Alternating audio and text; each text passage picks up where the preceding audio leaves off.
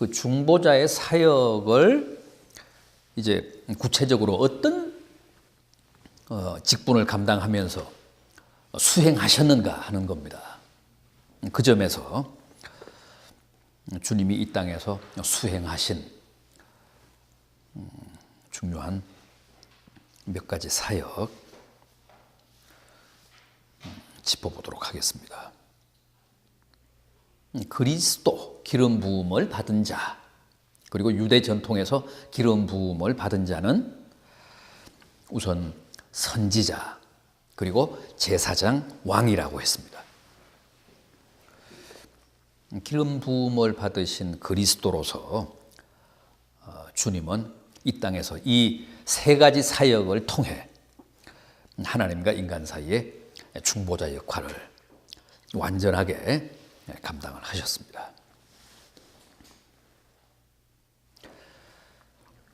주님께 선지자의 면모가 있었는가? 선지자는 그렇잖아요. 선지자는 하나님의 대변자잖아요. 부조리하고 불합리하고 흑암한 세상을 향해 하나님의 정의, 하나님의 공의, 하나님의 뜻을 선포하는 사람이 선지자잖아요. 그러니까 필연적으로 선지자의 운명은 뭡니까? 반체제적일 수밖에 없어요. 반정부적일 수밖에 없어요. 왜냐하면 세상이 공평하지 않으니까, 세상이 정의롭지 않으니까 항상 하나님의 공의로와 하나님의 정의를 선포하면 거기에서 충돌이 발생할 수밖에 없었다는 거죠. 그래서 선지자의 종말은 다 비참했잖아요. 다 불행했잖아요. 인간적으로 보면. 순교당했으니까. 멀쩡한 사람이 없었으니까. 다 박해를 면치 못했고, 다 그 최후가 비참했습니다. 다 순교당했습니다. 톱에 켜여서 죽는다거나, 돌에 맞아 죽는다거나, 구덩이에 빠져서 죽는다거나, 하여간 다 그렇게 죽었습니다. 그런데 주님의 생애 혹은 주님의 그 공생애, 이런 그 선지자의 면모가 있었는가? 마태복음 16장을 보면 주님이 제자들에게 묻잖아요. 세상 사람들이 나를 누구라 하더냐? 그러니까 제자들이 그렇게 대답했습니다. 세례 요한이라고 합니다. 더러는 엘리야라고도 하고 또 예레미야라고 하는 사람도 있습니다. 그리고 또 적지 않은 사람들이 선지자 중에 한 분이라고 합니다. 그러니까 세상 사람들은 적어도 마태복음 16장 현재로서는 주님을 다 선지자로 봤어요. 선지자로 봤다고요. 세례 요한도 선지자잖아요. 세례 요한도 최후의 선지자라고 볼 수 있습니다. 항상 기존 체제와는 맞섰으니까, 그리고 개혁적이었으니까, 그리고 회개를 부르짖고 나무 뿌리에 도끼가 놓였다며 심판을 선포했으니까 아주 날선 선지자 이미지, 그게 이제 세례 요한이었습니다. 그런데 주님을 적지 않은 사람들이 세례 요한이라고 한 거예요. 얼마 전에 목배임을 당했던 세례 요한이 주님으로 환생했다고 합니다. 또 어떤 사람은 엘리야, 어떤 사람은 예레미야, 또 선지자 중에 한 사람. 그러니까 우리는 주님의 이미지를 굉장히 부드럽게 가지고 있는데, 그 많은 사람들이 주님을 선지자라고 생각을 할 만큼 또 주님의 그 이미지 가운데는 이렇게 좀 호전적인, 상당히 좀 개혁적인, 어떤 혁명적인 그런 분위기도 있었다는 거죠.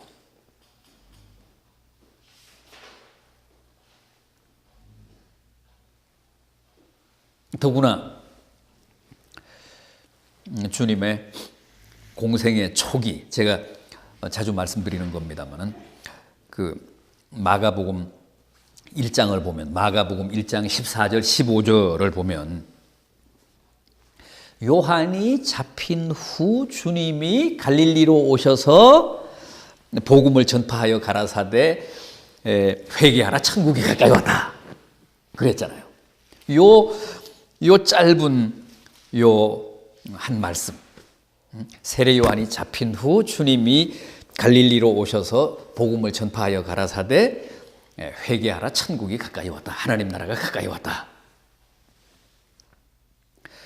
세례 요한은 헤로드 왕과 맞서다가 헤로드 왕의 그 허물을, 비리를 고발하다가 정치범으로 잡혀 들어가서 처형을 당했잖아요. 목배임을 당했잖아요. 이제 그 소식을 주님이 접한 후에 갈릴리로 직행하셨다는 거예요. 그러니까 갈릴리라고 하면 당시는 세례 요한의 활동 근거지, 본거지. 그러니까 세례 요한이 거기에서 헤로드 왕을 성토하다가 잡혀 들어간 그 공안정국 현장 한복판. 아니, 왜 타이밍을 그렇게 잡으셨고 왜 첫 출발지를 갈릴리로 삼으셨을까? 이때는 언제냐 하면 주님이 광야에 나가서 40일간 금식을 하신 직후거든요. 그리고 이제 그 소식을 접해요. 세례 요한이 잡혀 들어가서 순교당했다. 그러니까 주님이 그냥 다짜고짜로 갈릴리로 가셔서 거기에서 그 공생의 제1성을 날리는데 그게 뭐라고요? 회개하라, 하나님 나라가 가까이 왔다. 그런데 하나님 나라는 뭐라고요? 하나님 나라. 하나님 나라는 적어도 주님이 말씀하시고 성경이 말씀하는 하나님 나라는 공간 개념, 영토 개념이 아니라고 했죠. 주권 개념이라고 했습니다. 그러니까 하나님의 통치, 하나님의 지배, 하나님의 정치, 하나님의 주권, 그런 뜻입니다. 하나님의 나라라는 말은. 그러니까 그 갈릴리는 지금 헤롯의 주권이 아주 횡포하는 그런 현장이잖아요. 그 현장으로 그 살벌한 현장으로 주님이 직행하셔서 헤롯의 주권이 아니라 하나님의 주권을 외쳤다는 것은 이건 완전히 쿠데타죠. 완전 쿠데타예요. 이건 선전포고예요. 현실에 대한. 그러니까 현실 정치 세력에 대한.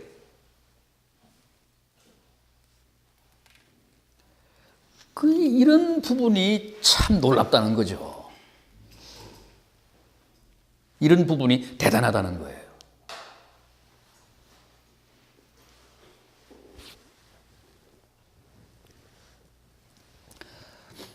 또 뭐 요한복음 같은 경우는 공생의 초기에 이제 있었던 사건으로 소개가 됩니다만은 이제 공간복음서에는 마지막 주간, 그러니까 고난 주간 월요일에 있었던 사건으로 기록이 되는데 뭐예요? 예루살렘 성전 숙정, 정화. 그것도 굉장히 과격하잖아요. 막 둘러붙고 그냥 폭력을 행사하는 거죠. 그야말로 난동이죠. 채찍을 휘두르고.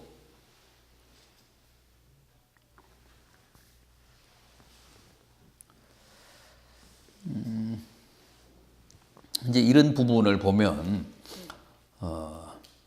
주님께도 분명히 이런 선지자적인 기질이, 정서가 있었다는 거예요. 헤롯을 두고 저 여우라고 또 했고, 또 당시 그 교권과 뭐 사회 전반적인 질서를 지배하고 있던 지도층, 그러니까 바리새인 사두개인들에게 회칠한 무덤이다, 위선자다.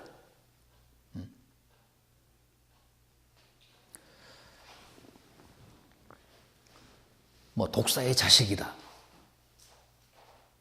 그 입에도 담을 수 없는 이야기를, 과격한 이런 그 고발들을 막 이제 쏟아내신 적도 있단 말이죠. 그러니까 아주 순한 양만은 아니셨고 이런 정서도 있으셨다는 거예요. 이런 그 선지자적인 기질도 주님께는 분명히 있었다는 거죠. 보십시오. 공생의 첫 발을 내디디면서 그 공안정국 현장으로 뛰어들어서 그 헤롯의 권력이 횡포하는 그 흑암한 세상을 향해 하나님의 주권을 외친 것이며, 그 다음에 공생애를 마무리하는 단계에서 마지막 고난주간 월요일 날, 유대교의 아성이잖아요. 유대교의 산실이잖아요. 그 유대교의 성지 중에 성지잖아요. 예루살렘 성전. 거기에 들어가서 난동을 부리며 막 둘러엎고 채찍을 휘두르며 양들이며 비둘기를 막 몰아내시고, 이런 것들은 우연이 아니고 주님에게 주어져 있었던 사역 가운데 그런 선지자의 어떤 그 본색을, 아주 선지자의 본때를 보이신 사건이다.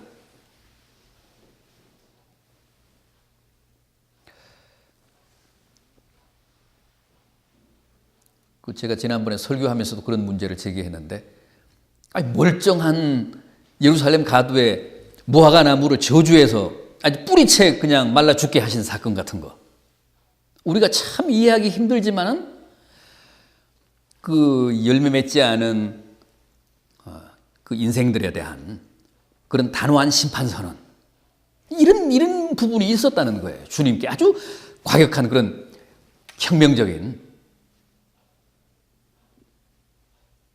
순한 양만은 아니었다. 그런데 그게 우연이 아니라 주님께는 그런 사명이 있었다는 거예요. 선지자적인 사명.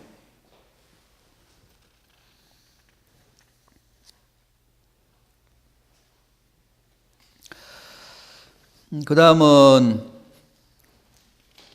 이제 제사장이죠. 제사장직.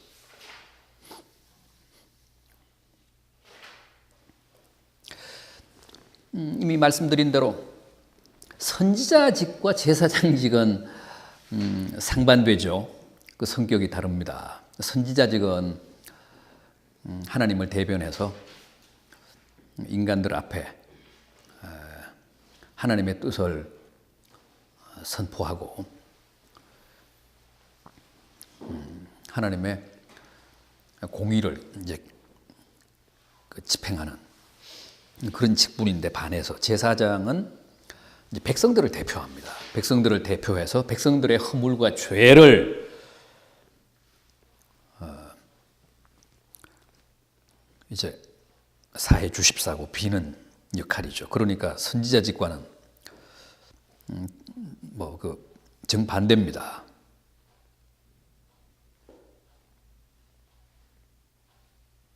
그 제사장이라는 말을 이제 코헨이라고 하는데, 코헨이라는 뜻은 하나님께 드려진 사람, 그런 뜻입니다. 코헨, 하나님께 드려진 사람. 그러니까 백성들을 대표해서 하나님께 바쳐진 사람, 존재. 그게 이제 코헨, 제사장입니다.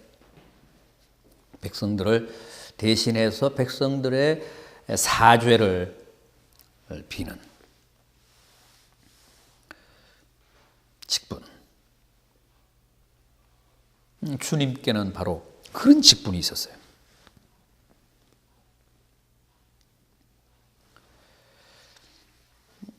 그런데 잘 아시는 대로 구약 시대 때 제사장들은 백성들의 사죄를 위해서 하나님께 짐승을 드렸죠. 짐승을 드렸습니다. 그런데 주님은 십자가의 제단에 자신을 제물로 바쳤죠. 그렇다면 구약의 그 제사 제도, 구약 시대의 제사장들이 집행했던 그 제사와 주님이 단번에 자신을 십자가의 제단에 바치신 그 제사의 관계는 어떤 것인가? 그러니까 그렇게 생각하시면 돼요. 구약의 그 오랜 세월 제사장들이 백성들의 죄를 이제 속죄하기 위해 바쳤던 그 짐승의 제물은 주님이 당신의 몸을 바치신 제사의 그림자였다. 전초전이었다. 예고편이었다.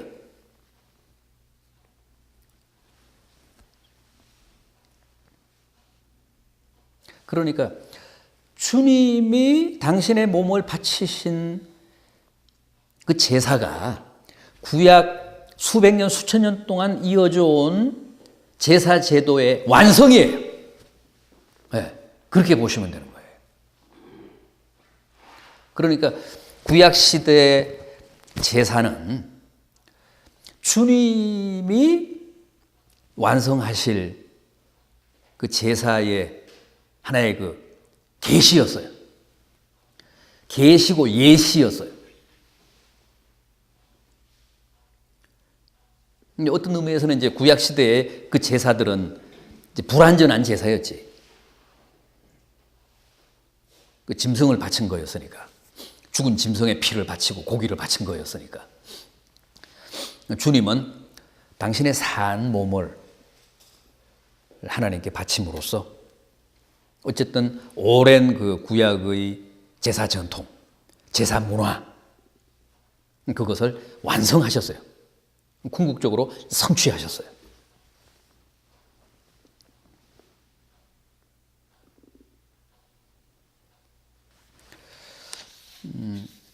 우리가 히브리서 한번 봐야겠습니다. 히브리서 9장을 한번 보죠.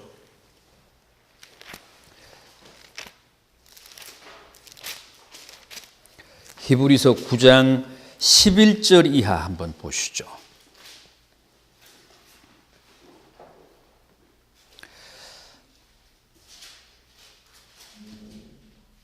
네, 히브리서 9장 11절, 12절 이하 14절까지 우리 같이 한번 읽겠습니다. 12절에서 14절까지 같이 한번 읽겠습니다.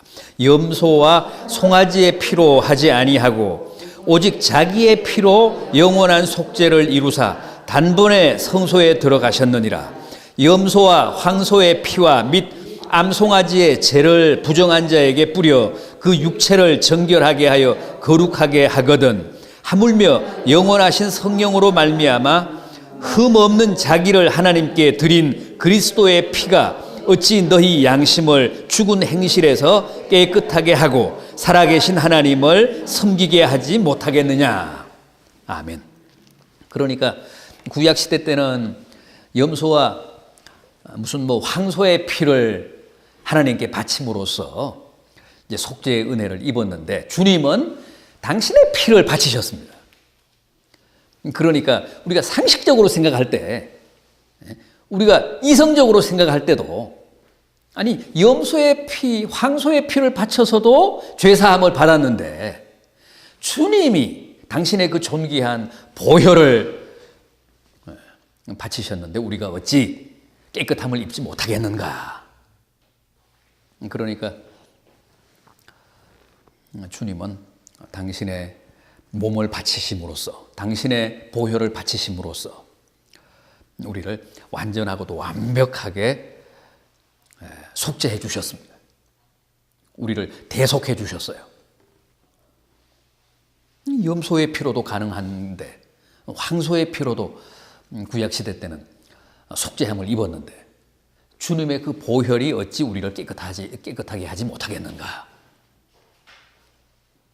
그러니까 구약시대의 염소의 피, 황소의 피는 주님의 피를 계시하는 그런 하나의 전통이었다. 결국 그런 그 제사 전통이 주님께 와서 주님이 당신의 피와 당신의 몸을 바치심으로써 이게 완성이 됐다. 궁극적으로 이게 성취가 됐다. 그렇게 이해를 하시면 되겠습니다. 그러니까 주님이야말로 영원한 우리의 대제사장이시라는 거예요. 백성의 죄를 대속하기 위해서 염소와 황소의 피를 바치신 분이 아니라 당신의 피와 당신의 살을 친히 바치심으로써 우리를 깨끗게 하신 영원한 우리의 제사장.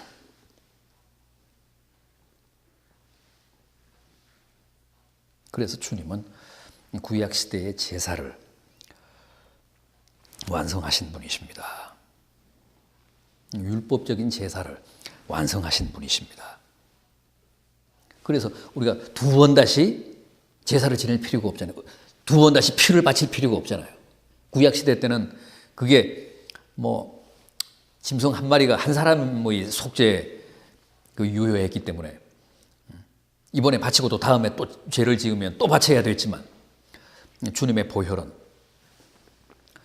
한 번으로 한 방으로 다 우리를 구원하셨기 때문에 더 이상 짐승의 피를 바칠 필요가 없게 됐다는 거죠.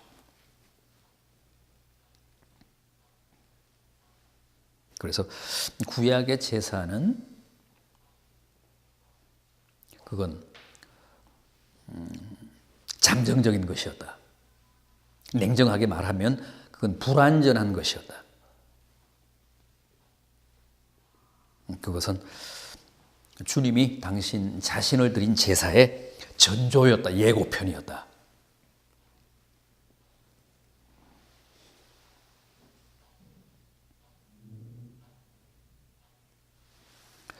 그렇게 하심으로써 주님은 완전하고도 완벽한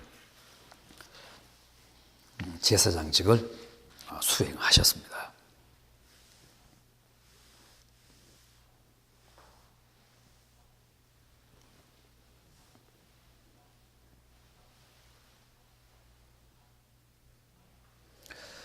처음에 세례 요한 앞에 주님이 나타나셨을 때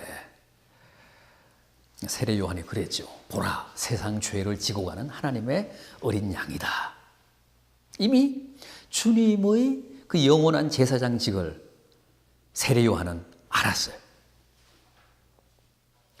영원한 제사장으로 이 땅에 오셔서 짐승을 바치지 않고 백성들을 위해 당신을 희생양으로 바치실 분이라는 사실을 세례 요한은 이미 알았단 말이죠. 그리고 더 우리가 계시적인 의미를 찾자면 주님이 외양간에서 태어나신 사건 자체가 이미 그 사실을 암시하고 계시한다는 거죠. 희생양으로 오셨다는 사실. 그것도 절대 우연이 아니라는 거예요. 계시적인 사건이지.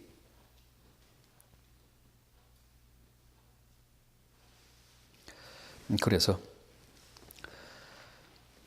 원래 그런 사명을 가지고 오신 만큼 한치의 차질도 없이 오차도 없이 주님은 완전하고도 완벽한 제사장 직분을 감당하시고 우리의 속죄를 이루셨다. 마지막으로 이제 왕직입니다. 왕권.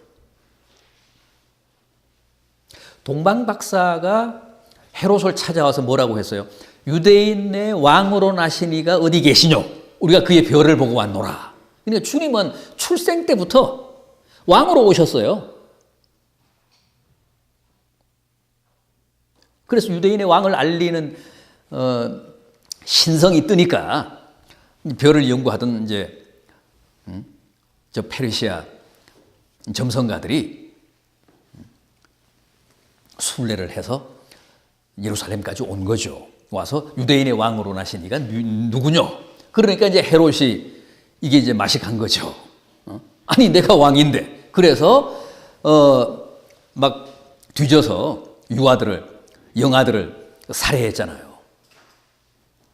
그러니까 처음부터 주님은 왕으로 출생을 하셨습니다. 가룟 유다가 왜 주님을 배신했을까요? 분명하지가 않죠. 도대체 이유가 뭐였을까? 그러나 분명한 이유가 있었습니다. 무슨 이유요? 왕에 대한 기대를 한 거죠.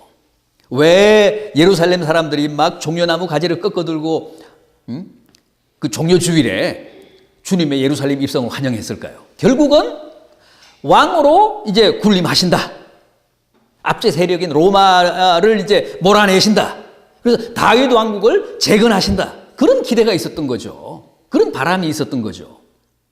그런데 끝까지 참고 기다려 봤지만 결국 아니더라는 거예요.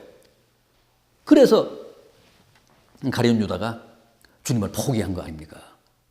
저게 사기꾼이다. 기만했다. 우리의 기대를 저버렸다.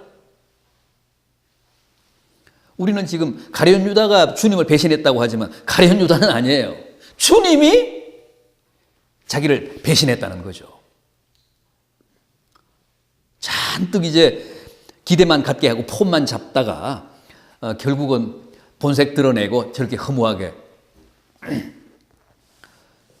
이제 간다. 거기에서 강한 배신감을 느꼈던 거죠. 그래서 돌아선 거죠. 주님이 십자가에 달리셨을 때 그 죄패가 뭐였어요? 유대인의 왕 예수였잖아요. 유대인들이 그 빌라도에게 주님을 고발할 때도 자칭 유대인의 왕이라고 한다. 그러면서 사람들을 선동했다. 정치범으로 몰았어요. 자칭 유대인의 왕이라고 하면서 사람들을 선동했다. 기만했다. 그래서 죄패가, 공식적인 죄패가 유대인의 왕 예수였어요. 맞죠? 유대인의 왕이죠. 그러나 현실 세계의 왕은 아니죠. 영적 세계의 왕이시지 현실을 지배하는 왕은 아니셨다는 거예요. 주님은 분명히 왕으로 오셨습니다. 주님은 역사와 이 우주의 진정한 주인이십니다. 우리가 주님 그러잖아요. 주님, 주인님, 왕이라는 뜻이에요. 당신이 진정한 주권자십니다. 당신이 이 우주와 역사를 지배하시는 분이십니다. 우리가 그렇게 고백하잖아요. 그러나 현실의 왕은 아니셨다. 영적 세계의 왕이시지. 그럼에도 불구하고 유대인들은 혹은 제자들은 끝까지 주님을 정치적인 왕으로 믿었거든. 그래서 예루살렘에 올라가면서도 마지막 순간까지 자리 다툼을 했잖아요. 내게 영의정을 주십시오. 내게 뭘 주십시오. 요한과 야고보의 어머니까지 나와서 예수님께 청탁했잖아요. 이제 왕이 되시면 예루살렘에 이제 올라가셔서 왕으로 등극하시면 좌청룡 우베코 우리 아들들에게 주십시오. 그것 때문에 제자들이 서로 예루살렘에 올라가는 길에 다퉜을 만큼 그렇게 주님에 대한 이해가 약했었다는 거죠. 그러나 주님은 맞습니다. 왕이셨습니다. 왕으로 오셨고 왕으로 돌아가셨습니다. 처음에 탄생하셨을 때부터 유대인의 왕이 어디서 나셨느냐. 그리고 십자가에 달려 돌아가시는 순간에도 그 머리 위에 유대인의 왕이라는 죄패가 붙어 있었던 만큼 주님은 왕이셨습니다. 그러나 진정한 왕이시고 역사와 우주의 진정한 주권자셨지 정치적인 왕은 아니셨습니다.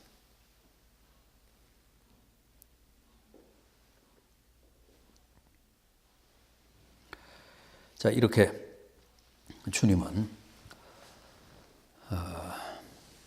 신성과 인성을 가지신 분으로 오셔서 세 가지 직분에 충실하심으로써 당신의 사역을 완성하셨습니다.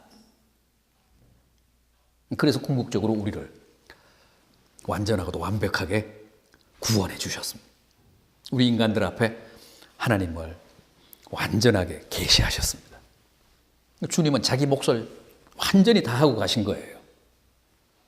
누구의 말대로 실패해서 뭘 해보시려고 하다가 십자가에 달리신 그런 분이 아니시고 이 세 가지 직분을 수행하심으로써 당신이 본래 가지고 오셨던 사명을 충실하게 완성하셨습니다.